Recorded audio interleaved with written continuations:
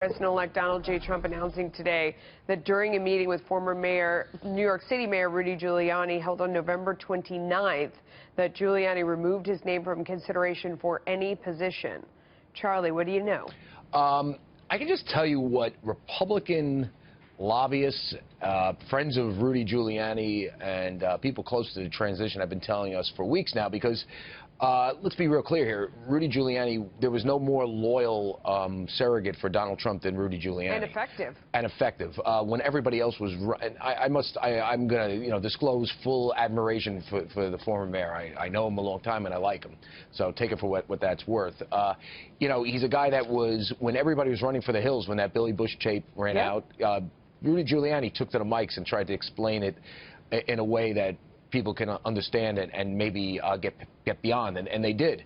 But here was the problem with Rudy, and he wanted to be Secretary of State. He could have been, the other people within the administration wanted for other jobs.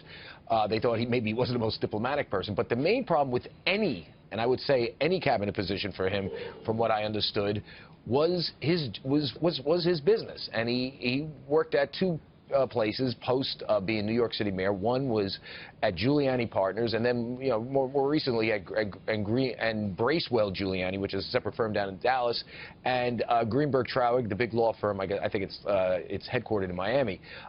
He had a lot of international clients. He did a lot of work for foreign governments as in the security business, both at Giuliani Partners. Those are where the conflicts might come in. And this wasn't, left-wing groups who were telling me this. These were, people who know his business and know what he was doing, and people that are friends with him. And they were really worrying that if he ever had to go before Senate confirmation, whether this, no matter what job he took, whether it's Homeland Security, whether it's Secretary of State, whether it's even Attorney General, that these various business dealings and conflicts would be, putting him through the grinder. Because Democrats, let's face it, Republicans have 51, 52 votes. They don't have a filibuster-proof majority here. The Democrats can raise this and raise it a lot. And I think that's what we were hearing leading up to this. It's obvious if you read the press release that he almost concedes that. He was talking about his law firm and what's going on there. I mean, listen, I'm not saying Rudy did anything illegal. No, just that confirmation would be a real challenge. I mean, in many ways, the story that you're telling parallels the Chris Christie thing, where it's somebody who was vociferous, who was always out there stumping for him, who was very effective both at the campaign, at the convention and on the campaign, and then when it came time to appoint jobs, looked like they were going to get one, but there was so much baggage that came with each candidate in terms of the confirmation that well, Chris made it Christie, really tough. That's a good point. I would say Giuliani stood up for Donald Trump even more than Chris Christie. When that Billy Bush tape came out, and we remember that weekend, there were people in the Republican hierarchy at the RNC who were talking, is this guy going to make it through the weekend? Rudy Giuliani took to the airways. By the way, Kellyanne Conway wasn't on the airways. Chris Christie wasn't on the airways.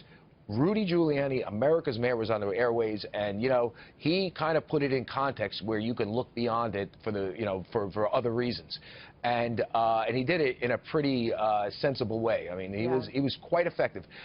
So what you heard after that, though, was that he had his pick of anything. Donald Trump essentially said that I will give Rudy what he wants, and then what he wanted was it was State Department, and then it started to narrow. And I think one of the reasons why it narrowed, and it narrowed considerably to nothing now, was his past business dealings and whether that related to some sort of conflict if he got to government, and whether that would lead to a messy confirmation hearing. Again, not from Democrats I'm hearing this from. Not that I agree with it, because I love the guy. It's from his friends in the private sector, on Wall Street, in the law field. I mean, this is in the legal arena. This is what I'm hearing from people that like him.